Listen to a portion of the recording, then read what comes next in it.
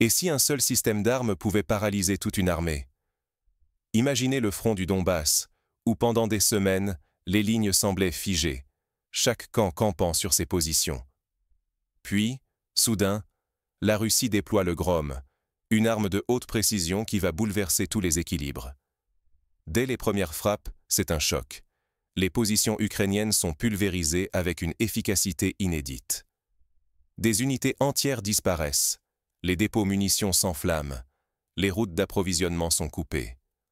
En quelques jours, la logistique ukrainienne s'effondre et la panique s'installe au sein des troupes.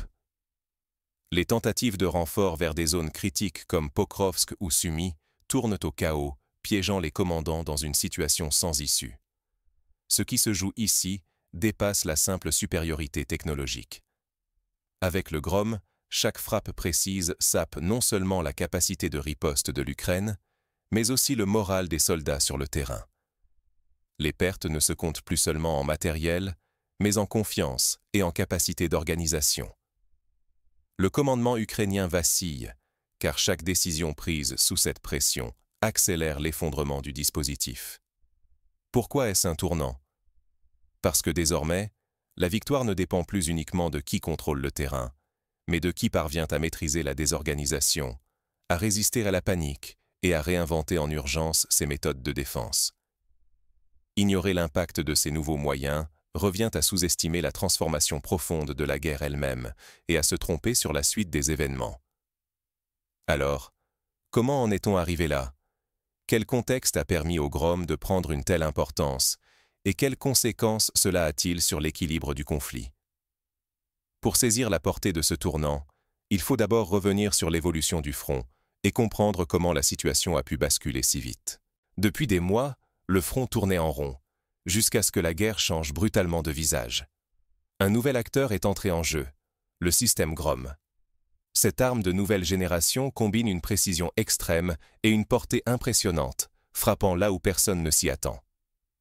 Pour les analystes militaires comme pour les soldats sur le terrain, le choc est immédiat.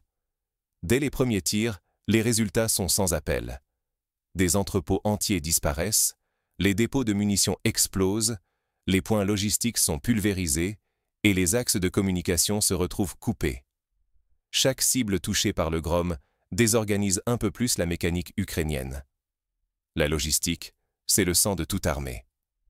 Privée de ses voies d'approvisionnement, la défense s'effondre, l'attaque s'épuise.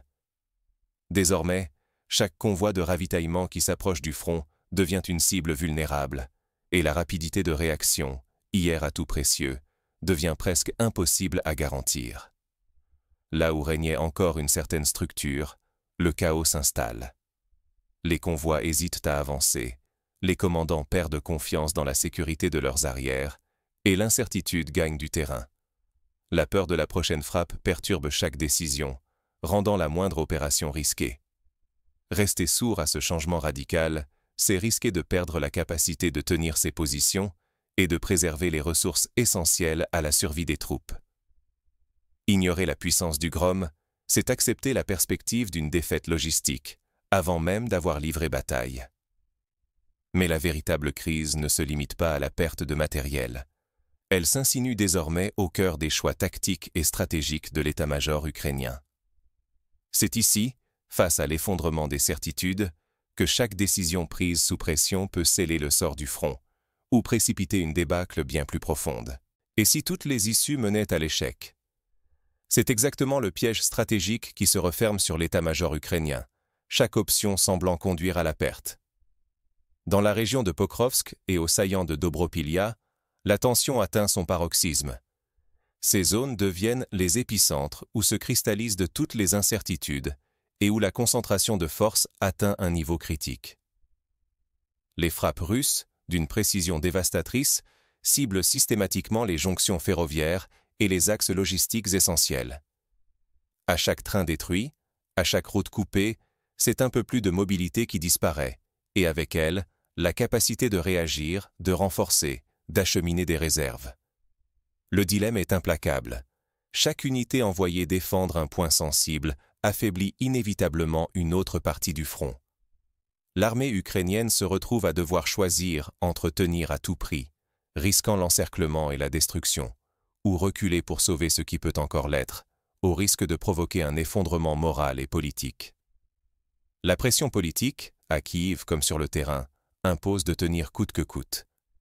Mais la logique militaire, elle, impose la retraite pour éviter l'anéantissement. Ce tiraillement paralyse les décisions et nourrit l'incertitude dans chaque état-major local. Au fil des jours, les réserves fondent. Chaque tentative de contre-attaque consomme les dernières ressources, sans gain durable. Les annonces de reconquête ou de percée deviennent de moins en moins crédibles, alors que la réalité du terrain impose une guerre d'usure que l'Ukraine ne peut plus soutenir dans ces conditions. À ce stade, la moindre erreur stratégique risque d'accélérer la désintégration du front. Pokrovsk, Dobropilya, puis d'autres villes stratégiques pourraient tomber en cascade. L'armée ukrainienne n'a plus le luxe de l'erreur, chaque décision pouvant précipiter la chute de secteurs entiers. L'impasse s'aggrave chaque jour. Si la dynamique actuelle ne s'inverse pas rapidement, quelles conséquences concrètes pourraient frapper l'armée ukrainienne et ses alliés? Quand la panique s'infiltre, la guerre prend une toute autre dimension. Depuis les premières frappes du Grom, les lignes ukrainiennes connaissent une perte de mobilité sans précédent. Les unités, privées de ravitaillement et de communication efficaces, voient leur coordination s'effondrer, tandis que le moral chute d'heure en heure. La peur de nouveaux bombardements pousse certains groupes à abandonner leur position, fragmentant la chaîne de commandement déjà fragilisée. Les ordres circulent mal, les initiatives isolées se multiplient et le doute s'installe jusque dans les états-majors locaux. Même les rares succès tactiques ukrainiens, quelques reconquêtes de tranchées ou la tenue temporaire de villages, deviennent insignifiants face à la perte croissante de capacités opérationnelles.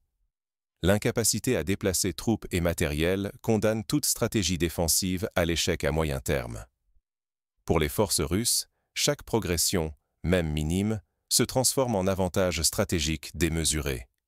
La moindre brèche, exploitée grâce à la précision du Grom, déstabilise le front sur plusieurs kilomètres et met à mal la logistique adverse. À Kiev, la pression politique s'intensifie. Les responsables doivent choisir entre l'apparence d'une défense tenace et la réalité militaire, souvent masquée par la désinformation et le chaos.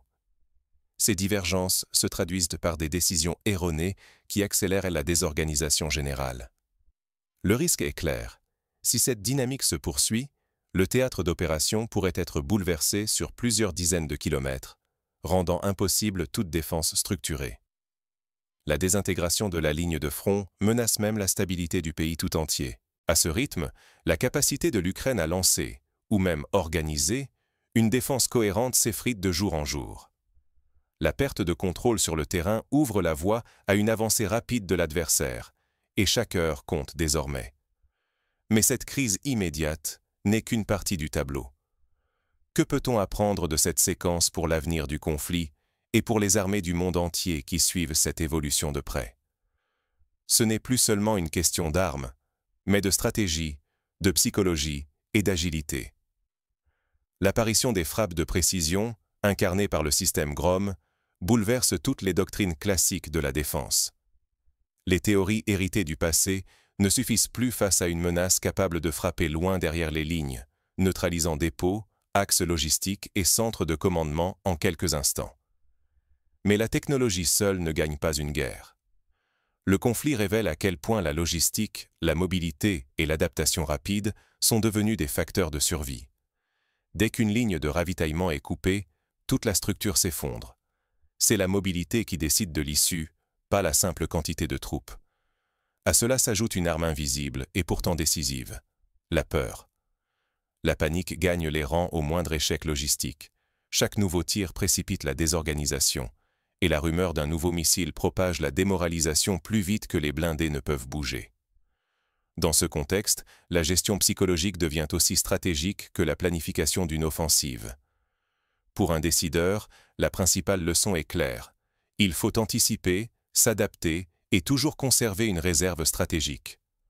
Rester figé dans des schémas anciens ou négliger la préparation d'un plan B revient à tendre soi-même le piège que l'ennemi veut refermer. La guerre moderne ne pardonne pas l'attentisme. Elle exige des réponses flexibles, une communication solide pour garder la cohésion et une évaluation constante des priorités sur le terrain.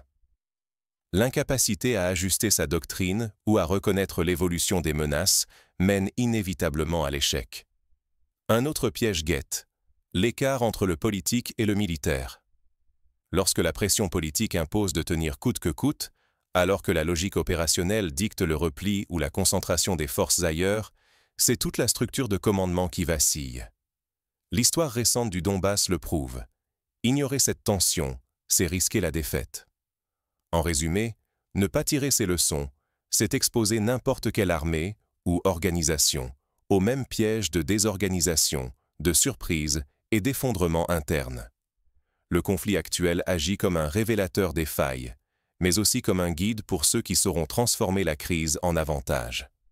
Mais alors, concrètement, quelles mesures adopter pour anticiper le choc et renforcer sa propre résilience? Voyons ensemble les pistes d'action stratégique pour éviter de tomber dans ce piège. Face à l'incertitude, seule l'analyse et la lucidité permettent de garder l'initiative. Si ce conflit nous a appris une chose, c'est que comprendre les dynamiques cachées derrière chaque offensive, chaque recul, est vital. Votre perception des événements, de la sécurité et même des méthodes de défense traditionnelles dépend directement de votre capacité à voir au-delà des apparences. La guerre du Donbass a changé de visage. L'introduction du système Grom n'est pas qu'une évolution technologique. C'est une transformation profonde de la logique du combat, qui brouille les repères habituels et force chaque acteur à repenser ses certitudes. Ce qui se joue ici dépasse la seule question du contrôle territorial. C'est la stabilité régionale, la sécurité collective et la pertinence des doctrines militaires qui vacillent. Les choix stratégiques influencent désormais la vie de millions de personnes, et chaque erreur de lecture peut entraîner des conséquences durables. Dans ce contexte, l'engagement actif de chacun est crucial. Informez-vous, questionnez les analyses reçues et n'hésitez pas à partager votre point de vue. Car c'est en confrontant nos idées que nous pouvons espérer éviter la panique, la désorganisation et la manipulation qui guettent dans chaque guerre moderne. La vraie force réside dans la lucidité. Savoir reconnaître quand une situation bascule et comprendre les signaux faibles avant qu'il ne soit trop tard. Restez attentifs, car ce qui se joue au Donbass pourrait bien préfigurer les conflits de demain.